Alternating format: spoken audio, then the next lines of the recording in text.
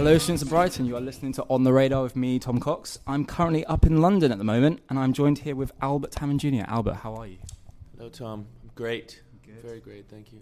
So, Albert, tonight is your last show in the UK at the Village Underground. How's your experience in the UK been so far? Well, we've been here for like 2 weeks, and it's been amazing. I've been wanting to do a tour like this for a while. We came in December.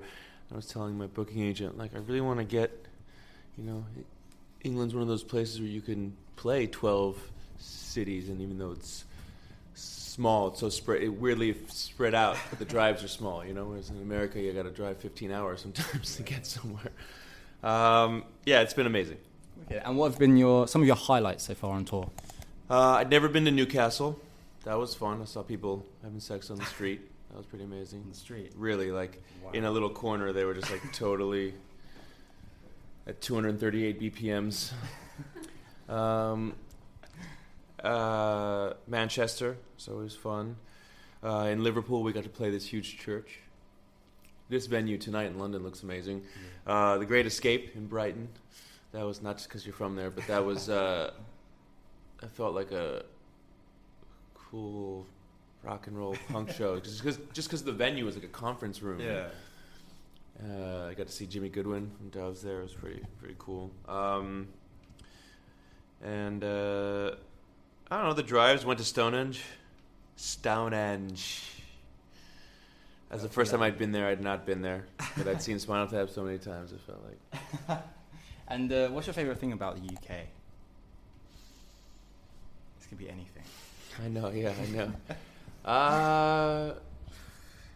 mean, I don't know. I just like it here. Favorite thing? I mean, kind of like how quickly things can move here, music-wise, and how it's like its own world in a country that's not huge. I don't mean to say that in like a negative way. Our country is big. So passport. I'm with you guys. So straight off the bat, AHJ, your most recent release. When did you begin the writing process for it? Well, you're constantly writing, so it's kind of hard to pinpoint. You could have something for 2 years, but I wouldn't consider that when you begin to write it, because it's kind of when you take it and finish it that it begins. But all this stuff was new. Most of it was new. And it happened like in April, right after Come Down Machine came out. It was kind of like April, didn't know what was happening. So I was like, I call my friend Gus, also does sound for me and produces a bunch of stuff with me. And we just started demoing in my apartment. I say demoing just because since I'm not playing it with a band, I'm kind of writing and recording at the same time.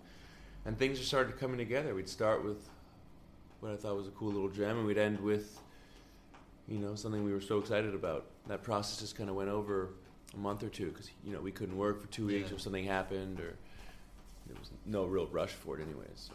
I was just going to ask, is there any difficulty in choosing what you have for your kind of solo stuff, like material? Do you have difficulty in choosing what you have for yourself and for the Strokes, maybe? Yeah, someone asked me that. No, I don't. Because I was saying you're constantly writing, so you put stuff in categories, like, I should work on that later. And then if you're doing your own stuff, you look at stuff and you start working on things, and it goes one way. And if you're doing the Stroke stuff, you bring stuff, and it goes the other way. Mm. So no, it's not. It hasn't been really like that. Maybe before, I would think like that, but really you can't hold on to things like that. It's like sometimes, I went to film school when I was 19, and they're like, don't hold on to this idea like, I'll wait till I get money to make this idea that I'm thinking of. Like, better ideas come, You mentioned you're working with Gus Oberg. Yes. You kind of took the writing upon yourself. Did you feel there was a lot less pressure to deliver with AHJ as opposed to working part of a big group? You always feel pressure if you want to be good at something. Okay. So that never goes away. That's just internal. you know. It was just a happy accident how it happened. I didn't think I think if I told myself I was going to write everything, I would have just never even started. Yeah. You know what I mean? I don't know if that made it easier. I think it's just, if you start thinking too far ahead, you get lazy and you're just like, oh, fuck this.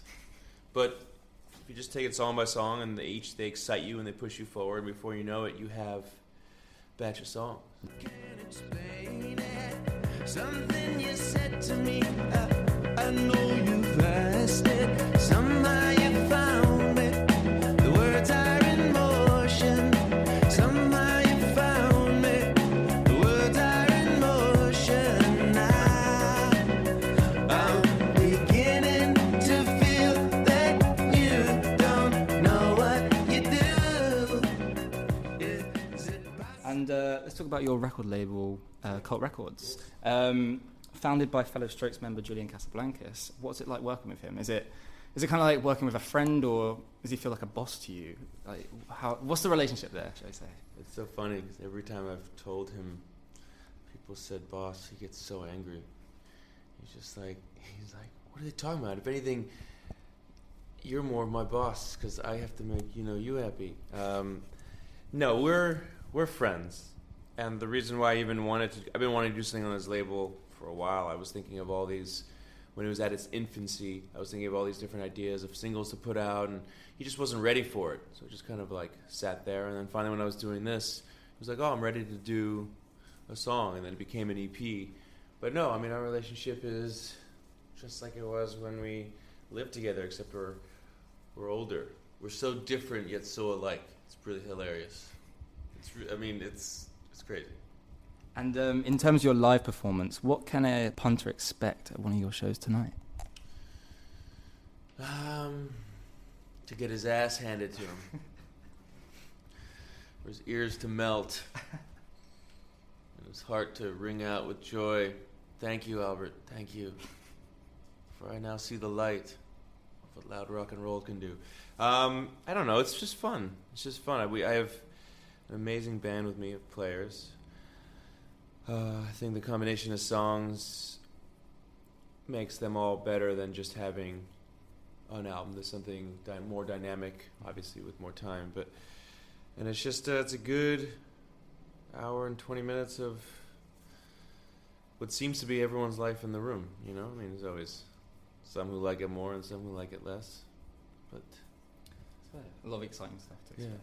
Yeah, I think so. I think it's been pretty fun. Also in your performances, you cover a number of songs such as Last Caress by the Misfits and Ever Fallen in Love by the Buzzcocks. Are there any reasons to choosing these covers? Are they some of your favourite songs, maybe? Yeah, just songs that I will listen to on repeat. I was like, oh, God, I love this song. And then finally, I'll just, maybe I'll just start singing one and I'll be like, oh, okay, yeah, let's try that. Ever Fallen in Love was just, I heard that really late in the game. I mean, literally, I heard that like a year ago. And I was like, what's this? Like someone didn't show me, and then I was just like, oh, we got to play this. And then Last Caress was just, I really got into the Misfits, the Wipers, some Wire stuff, just like a year or two ago. I think a year or two ago, maybe 2 or 3. And it just kind of seemed fitting.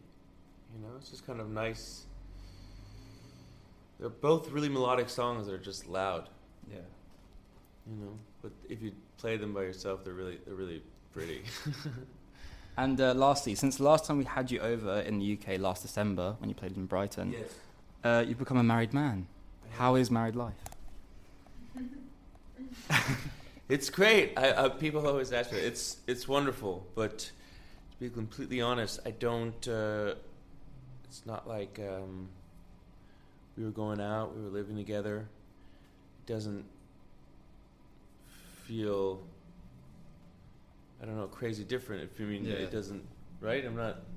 Yeah, you're not crazy. You know what I mean? It's just like. It's kind of natural. But yeah, but that's what I was, and I mean that in the most positive ways. Sometimes when I say that, people are like, "Oh, it's on the rocks," and I was like, "No." It's almost like I feel like it's better that it just. I feel like if not, if it's too much of a dip, up or down, Yeah. it's kind of shocking. You know what I mean? Already the idea of living with someone in general is a shocking idea. So when you find that balance in a partner, then it's just kind of like, yeah, you get married. It's just, I mean, there's cool things about it. You know, there's fun things. You know, you have a partner that you can do stuff with. Partner in crime. You know, she does lights for me. Fair. And I don't pay her.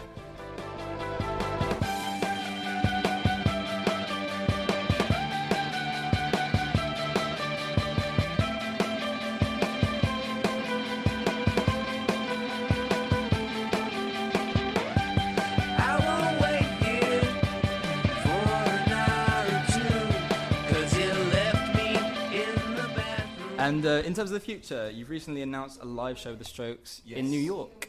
And You mean Governor's Ball? Or you mean the warm-up show? there's a warm-up show and the Governor's Ball at the same time. Yeah.